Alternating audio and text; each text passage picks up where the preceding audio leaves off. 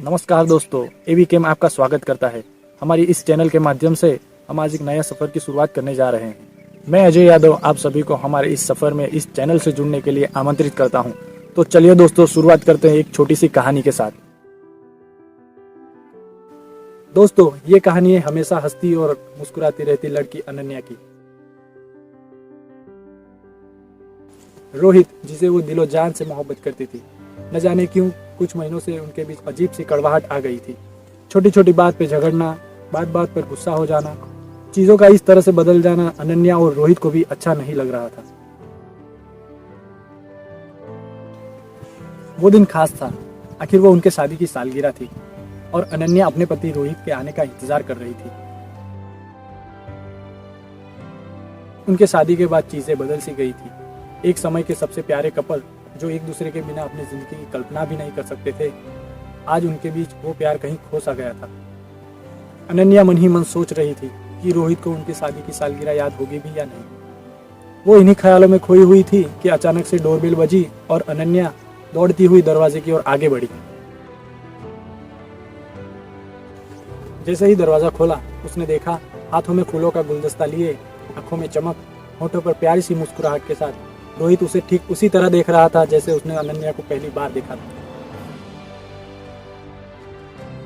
दोनों की आंखों के सामने वो सारे बेहतरीन पल आने लगे थे जो उन्होंने एक साथ बिताए थे। काफी महीनों बाद वो दोनों इस तरह मुस्कुरा रहे थे।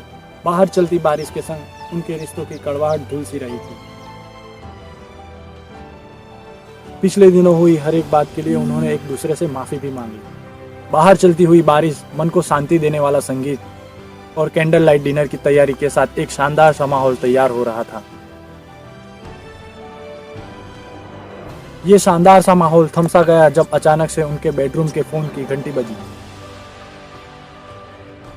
अनन्या ने अंदर जाकर फोन उठाया। तब सामने से गंभीर आवाज में एक शख्स ने पूछा, हेलो मैम, मैं पुलिस स्टेशन से बात कर रहा हूँ, क्या ये रोहित समन का नंबर है? अनन्या की आवाज थोड़ी गंभीर हुई। उसने कहा, जी हाँ, ये रोहित समन का नंबर है। उस शख्स ने आगे बताते हुए कहा, मैडम, मुझे ये बताते हुए खेद हो रहा है कि यहाँ पर थोड़े समय पहले एक अकस्मात हुआ था जिसमें रोहित समन की मौत हो चुकी है। हमें ये नंबर उनके वॉलेट से मिला है और हमें आपकी मदद चाहिए ताकि हम उनकी बॉडी को आइडेंटिफाई कर सकें। अनन्या को कुछ भी समझ नहीं आ रहा था कि सामने वाला शख्स क्या बात कर रहा है। वो पूरी तरह सदमे में थी। She was completely shocked. घबराहट भरी आवाज के साथ अनन्या ने कहा, मगर मेरे पति तो यहाँ मेरे साथ हैं। सामने से उस शख्स ने कहा, माफ कीजिएगा मैम, ये घटना दोपहर 2 बजे हुई जब वो ट्रेन पकड़ रहे थे।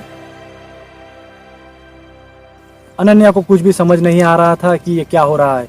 वो पूरी तरह से अपने सोचने की क्षमता खो चुकी थी।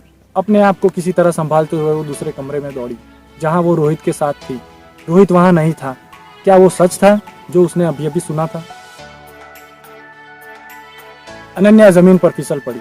उसने कहीं सुना था कि मरने वाले की आत्मा अपने अंतिम सफर पर निकलने से पहले उनके अपनों से मिलने, उनसे सारी शिकायतें दूर करने एक बार जरूर आती है। वो कांप रही थी, मन ही मन खुद को जिम्मेदार ठहरा रही थी। बेवजह की लड़ाइयाँ, बेवजह के झगड़े उसे याद आ रहे थे। अपने आप को दोष देते हुए वो अपना होश खो ही रही थी कि तभी पीछे से एक आवाज आई। बाथरूम का दरवाजा खोलकर रोहित ने बाहर आते हुए कहा, माफ करना अनन्या, मैं तुम्हें बताना भूल गया कि आज मेरा वॉलेट चोरी हो गया था। तो दोस्तों, ये छोटी सी कहानी हमें सिखाती है कि जिंदगी शायद हमें दूसरा मौका ना दे, क्योंकि ये जिंदगी और हमारे आसपास के रिश्ते ईश्वर से मिली हमें एक अनमोल भेंट समान है। इतना ही नहीं, जिंदगी का हर एक पल हमारे लिए एक नया मौका लेकर आता है। जाने अनजाने हमसे हुई गलती को सही करने का मौका, अपनों के साथ हुए गिले शिकवे दूर करने का मौका, एक नई शुरुआत के साथ उस पल को खुशियों से भर देने का मौका। ये मौका ही तो है दोस्तों, जिसे कहीं ना कहीं हम भी ढूंढते रहते हैं और सोचते रहते हैं कि काश चीजें फिर से सही हो जाएं। तो क्या हम समय के रहते ये मौका खुद नहीं बना सकते? तो चलिए दोस्तों, अपनों को मौका दे और अपनों से मौका मांग लें, और फिर देखिए जिंदगी अनगिनत रंगों से भरी और ढेर सारी खुशियों से महक जाएगी। तो इसी बात के साथ मैं अजय यादव आपसे इजाजत चाहूंगा। हम फिर मिलेंगे एक नए वीडियो के साथ। तब तक के लिए all the very best for everything you do.